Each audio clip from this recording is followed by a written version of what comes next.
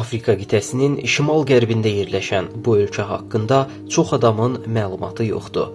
Mavritaniya.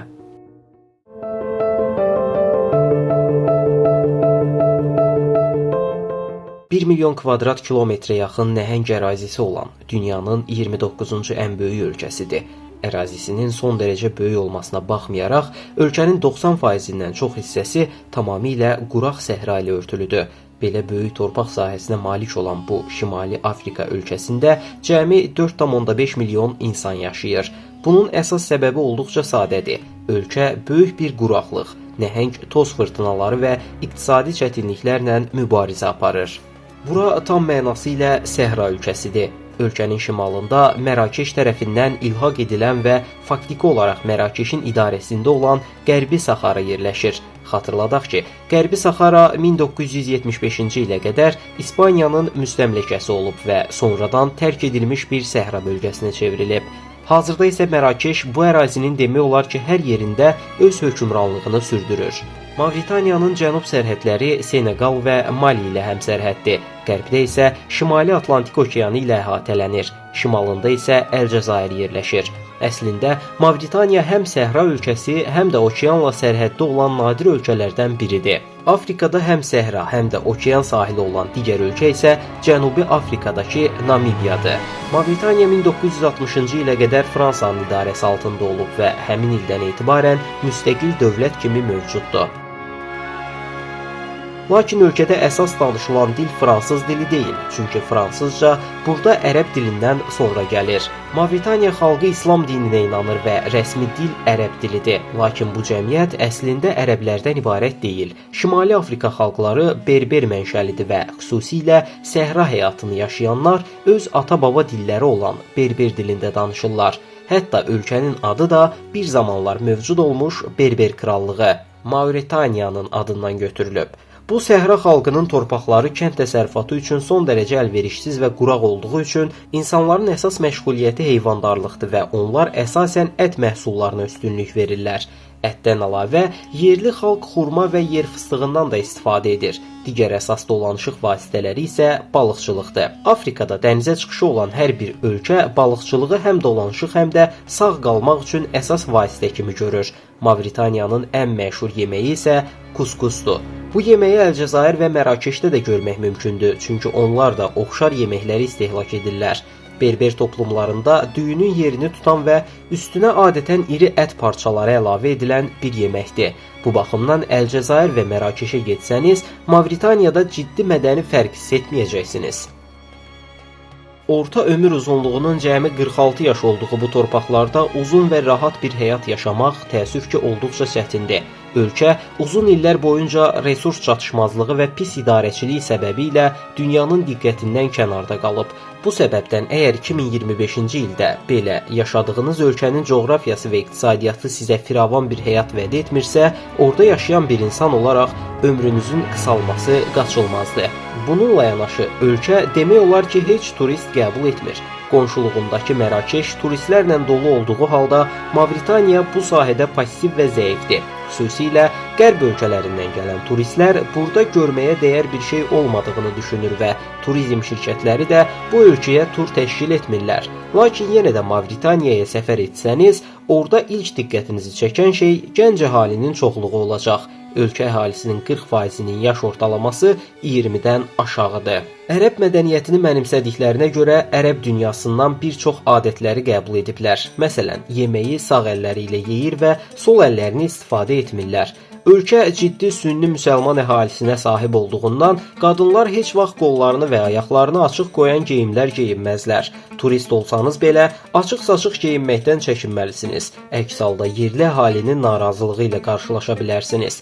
Hətta kişilər belə yay aylarında şortik geyinmək əvəzinə uzun şalvar geyinməlidirlər.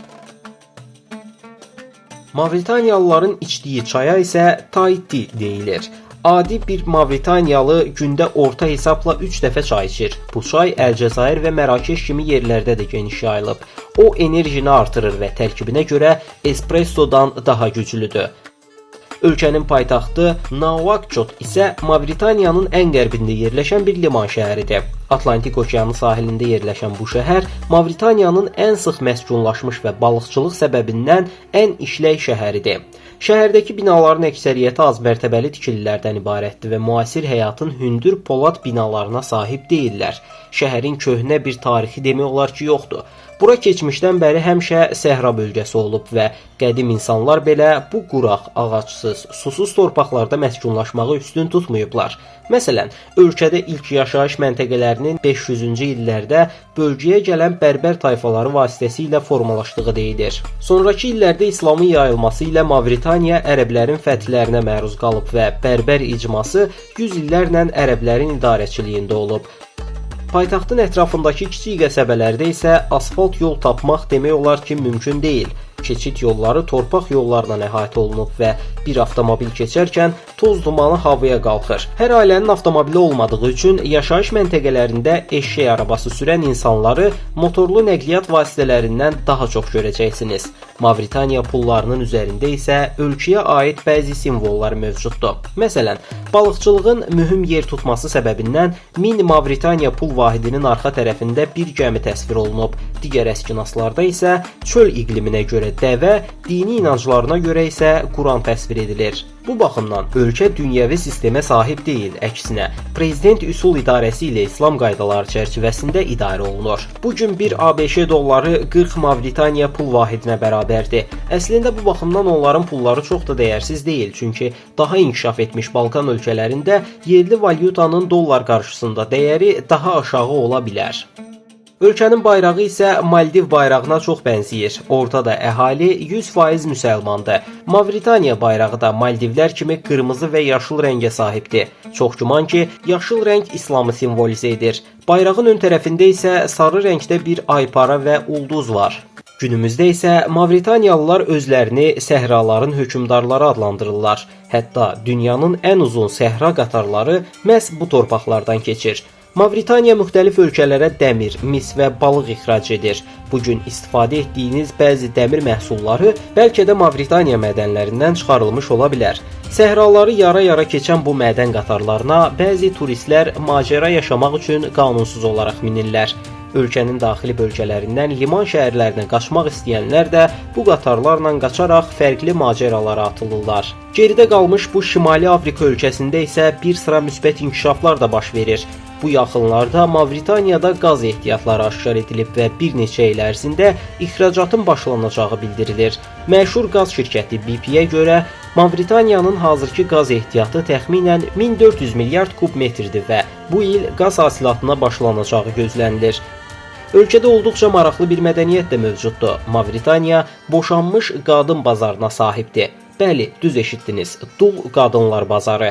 Hər hansı bir səbəbdən həyat yoldaşlarından ayrılan qadınlar bu bazarlara gələrək özlərinə yeni qismət axtarırlar. Ölkədə boşanmış qadınların sayı çox olduğundan və internet vasitəsilə tanışlıq tətbiqləri burada geniş yayılmadığından evlənmək istəyənlər bazarlara gələrək özlərinə həyat yoldaşı tapmağa çalışırlar. Maraqlı məqam budur ki, Mavritaniyalı subay kişilər gənc qızlar əvəzinə boşanmış qadınlarla evlənməyə daha isti yanaşırlar. Çünki burada qadınlar bir növ ev işləri üçün daha bacarıqlı hesab olunur. Onlar düşünürlər ki, boşanmış qadınlar ev işlərini daha yaxşı idarə edə bilər və həyat yoldaşlarına daha yaxşı baxarlar. Həmçinin kişilər zəif qadınların bu çətin həyat şərtlərinə uyğunlaşa bilməyəcəyini və evlilikdən tez yorulacağını düşünürlər. Orta Şərqdəki müsəlman ölkələrindən fərqli olaraq bərbər icmalarında qadınların boşanması sosial normalara zidd deyil və adi hal kimi qəbul edilir. Hətta boşanmış qadınlar bazarlarda ev əşyalarını və mebellərini sataraq bu ayrılığı bir gəlir mənbəyinə çevirməyə çalışırlar.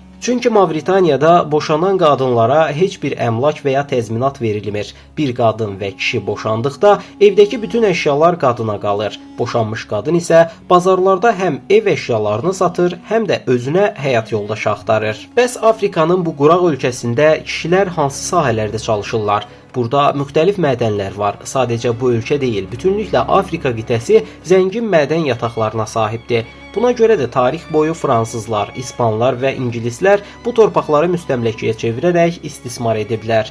Mavritaniyada isə bəzi insanlar yerin altında tunellər qazaraq qızıl axtarırlar. Beləliklə, yoxsul həyatdan qurtulub varlanmaq istəyirlər. Bu iş isə komanda işi tələb edir. Komandanın bəzi üzvləri quyunun yuxarısında ipli makara sistemini idarə edərkən, başında dəbilqə və fənər olanlar yerin altında ağır şərtlər altında işləyirlər. 2016-cı ildə təsadüfən bir nəfər bölgədə qızıl tapıb. Bundan sonra hər kəs öz imkanları ilə bu çöl bölgəsində qızıl axtarmağa başlayıb. Hətta bəzi mədənlərə dövlət müdaxilə edərək bu sahəni mülki şəxslər əvəzinə öz nəzarətinə götürüb.